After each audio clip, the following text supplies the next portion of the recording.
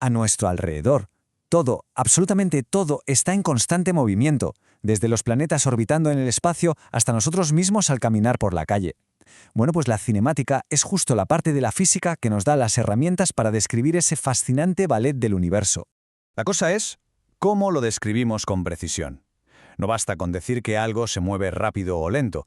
La física exige un lenguaje exacto, uno que nos permita definir el cómo, el dónde y el cuándo de cualquier desplazamiento. Y de eso, justamente de eso, va la cinemática. En este análisis vamos a recorrer este camino. Empezaremos con la ciencia del movimiento. Luego aprenderemos su lenguaje específico.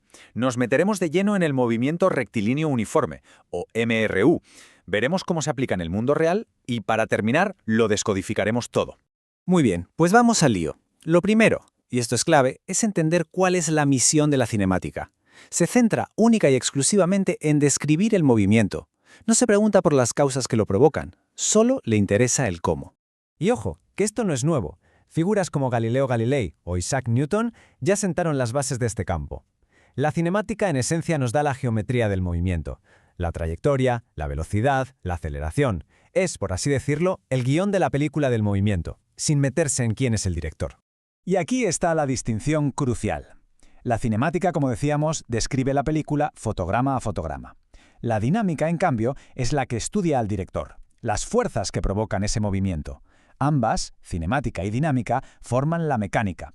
Pero hoy nos quedamos con la primera parte, con la descripción pura y dura.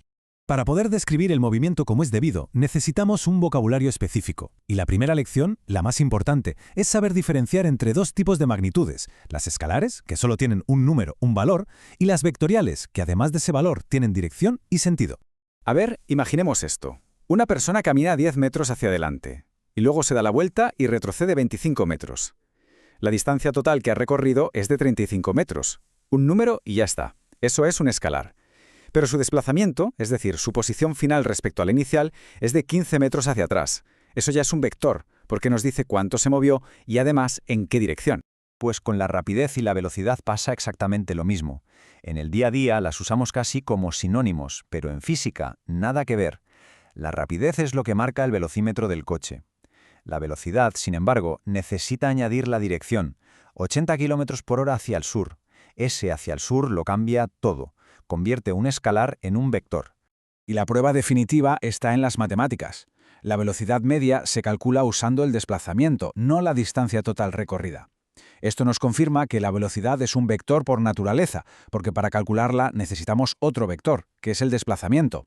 Esta frase lo resume a la perfección. La velocidad nos da muchísima más información que la simple rapidez, porque nos da el paquete completo, la magnitud y también la dirección.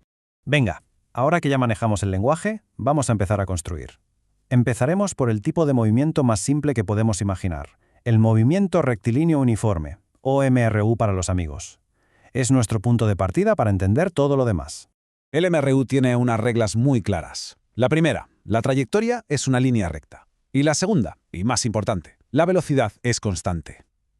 Y ojo, si la velocidad es constante, eso implica dos cosas, que ni la rapidez ni la dirección del movimiento cambian. Por lo tanto, ¿qué pasa con la aceleración? Pues que es cero, no hay. Si lo dibujamos, ¿cómo se ve esto? Pues en una gráfica de posición contra tiempo, el MRU es una línea recta. Como la velocidad no cambia, la posición aumenta siempre al mismo ritmo, de forma súper predecible. De hecho, la inclinación de esa recta es precisamente la velocidad. Y si ahora hacemos una gráfica de la velocidad contra el tiempo, la cosa es aún más clara. Una línea totalmente plana, horizontal. Esto es la firma visual del MRU. Significa que el tiempo pasa, pero la velocidad ni se inmuta. Se mantiene constante. Claro, aquí llega la pregunta del millón. ¿Y esto dónde lo vemos en el mundo real? La verdad es que encontrar un MRU perfecto es muy difícil. Siempre hay algo de rozamiento, alguna fuerza que interfiere. Sin embargo, este modelo, aunque sea ideal, es absolutamente fundamental para entender movimientos mucho más complejos y, como veremos, tiene aplicaciones muy concretas. Y ahora vamos a lo bueno, a ver cómo estos principios, que pueden sonar un poco abstractos, tienen un impacto enorme en nuestra tecnología y en nuestra salud. Pensemos, por ejemplo, en la ingeniería mecatrónica.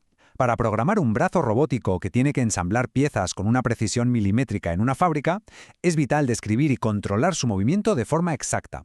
Aquí, la cinemática no es teoría, es la base para que todo funcione. Y ahora una aplicación que nos toca muy de cerca, La salud. Lo que vemos en la imagen es cómo se usa la cinemática para analizar el movimiento humano.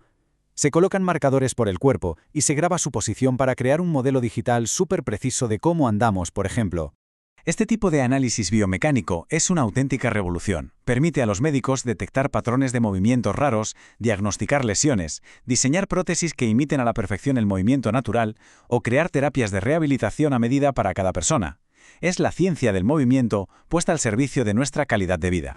Y con esto llegamos al final. Vamos a recapitular un poco y a dejar claro por qué la cinemática es tan fundamental.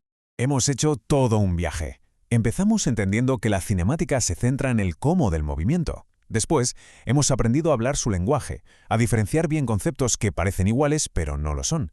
Y finalmente, hemos conectado esa teoría con aplicaciones reales que están transformando nuestro mundo.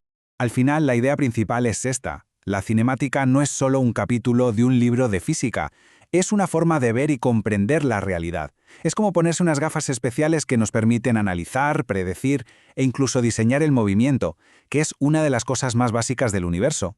Así que, la próxima vez que veamos un coche en la autopista, a un atleta corriendo o incluso una hoja cayendo de un árbol, podemos observarlo con otros ojos. ¿Cuál es su velocidad y su aceleración? Ahora tenemos las herramientas para empezar a descodificar todo el movimiento que nos rodea. Muchas gracias por la atención.